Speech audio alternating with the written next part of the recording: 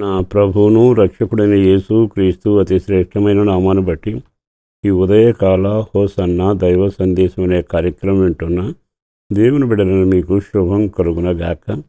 నా దేవుని కరుణ కలిగిన హస్తం మిమ్మల్ని మీ బిడ్డలను దీవించునుగాక. అందరికీ వందనాలు. ఈ ఉదయకాలం ఒక వాక్యం ద్వారా దేవుడు నన్ను మమ్మల్ని దీవించునుగాక. బైబిల్లో ఉన్న మాట ఏమిటంటే, మనిషి ఎప్పుడు తృప్తి పడడానికి పరిగెత్తాలి. చాలాసార్లు మనిషి తృప్తి పడకపోవడం, తృప్తి అనుకున్నది సాధించలేకపోవడం, నిరాశలోనే మనిషి వెడతానే ఉంటాడు.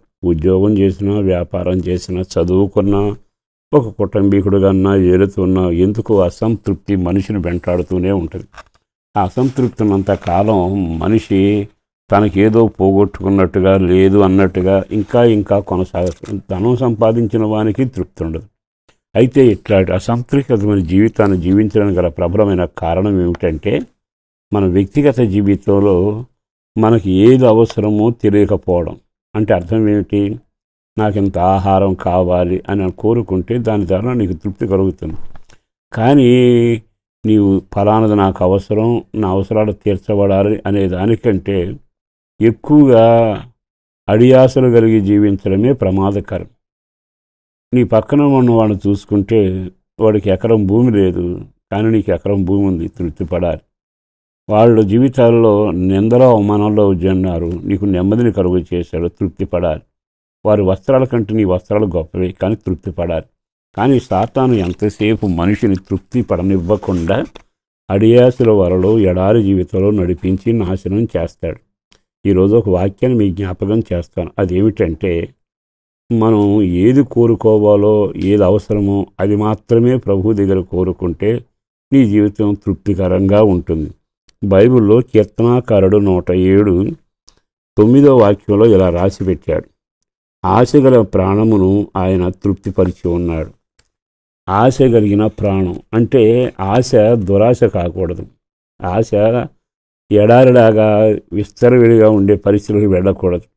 నీ ఆశ ఏమిటంటే, నా జీవనం ఉండాలి, నా పిల్లలు క్షేమంగా ఉండాలి, నాకు నివాసం మంచిదై ఉండాలి. ఆశ పవిత్రమై ఉండాలి, స్థిరమైందై ఉండాలి, నీకు క్షేమం కలుగు చేసేది అయి ఉండాలి. అడియాసకు పోయి కానీ నువ్వు పరుగులు ఎత్తి నాకు వాడుకున్నది కనుక నాకు ఇంత ఉండాలని ఆశపడితే దాని వలన అడియాస నిన్ను చంపుతుంది, తిననివ్వదు, నోరు మూపిస్తుంది, పరుగులు తీసి చివరికి అంతా సంపాదించి వదిలి వెళ్ళిపోతావు.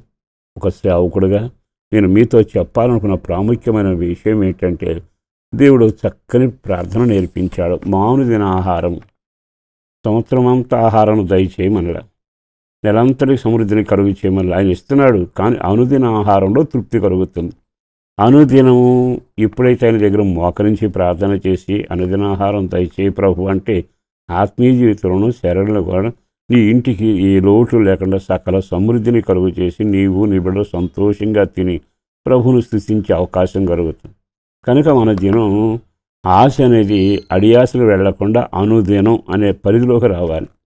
ఇంకొక మాట చెబుతాడు, ఓ దైవజనుడు అంటాడు కదా, అనుదినము నీ కృప మంచులాగా నా మీద కురవాలయ అంటాడు.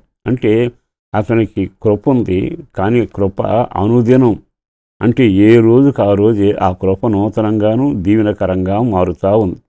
కనుక మన జీవితంలో అడియాసలు కానీ పేరాసలు కానీ ఎక్కడి ఎత్తైన కొండ ఎక్కి ఏదో వాళ్ళకంటే నేను సాధించాను అనేది కాక, నీ ఆశ పరిమితంగా ఉన్నప్పుడు దీవెనకరంగా ఉంటుంది.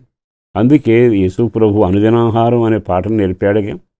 ఒక దైవజనుడు అన్నీ సంపాదించాక తనకు కోరిక వచ్చింది. ఏమన్నాడు తెలుసా?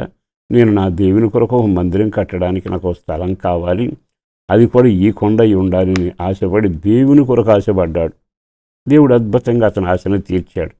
అంటే దేవుని కొరకు, సమాజం కొరకు, నీ కొరకు, నీ కుటుంబం కొరకు పరిధి కలిగిన ఆశలో ప్రార్థన చేస్తూ ఉంటే ఆయన అడిగితే ఏదైనా ఇస్తాను అన్న మాటనే పట్టుకుని వేలాడటం కాక, అనుదినము నాకు, అనుదినము నా కుటుంబానికి, అనుదినం మన్నా కురిపించాడుగా.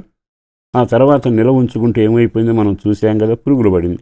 అంటే అనుదినము కృపైన, అనుదినము దేవుని మంచైనాటి ఆ మన్నాయన, అనుదిన ఆహారమైన దేవుడు మనకు దయచేయగలిగిన వాడు. అందుకని నీ ఆశ పవిత్రమైతే ఆయన నిన్ను తృప్తిపరచగలిగిన వాడు. కనుక ఈ రోజు నుంచి ప్రభువా నన్ను నా కుటుంబాన్ని తృప్తిపరిచయ్యా అనుదినం అని ఒక్క ప్రార్థన చేయండి. అద్భుతం మీరు చూడబోతున్నారు. పరిశుద్ధుడును ప్రేమామడి నా ప్రభు వందనాలయ. అపారమైన నీ ప్రేమ కొరకు ధన్యవాదాలు. చేసిన మేలు కొరకు, చేయబోయే కార్యాల కొరకు వందనాలు. కృప కలుగునగాక. మరి విశేషంగా కుటుంబంలో చదువుతున్న బిడ్డలందరి కొరకు ఈ సంవత్సర ప్రారంభంలో ప్రార్థనలు చేస్తుండగా వారికి తోడుగాను జ్ఞానము, తెలివితేటలు, చురుకుదనం, అలాగే ఆరోగ్యం కలగాలి. పెద్దలకు ఆరోగ్యం కలగాలి. ప్రార్థనలో కుటుంబం ఉండాలి. రక్షణ భాగ్యం కలగాలి. కష్టార్జితం దీవెనకరంగా మారాలి. సంతోష సమాధానంతో ప్రార్థనలో దీవించండి. యేసు పేరట వేడుతున్నాము తండ్రి. ఆమేన్.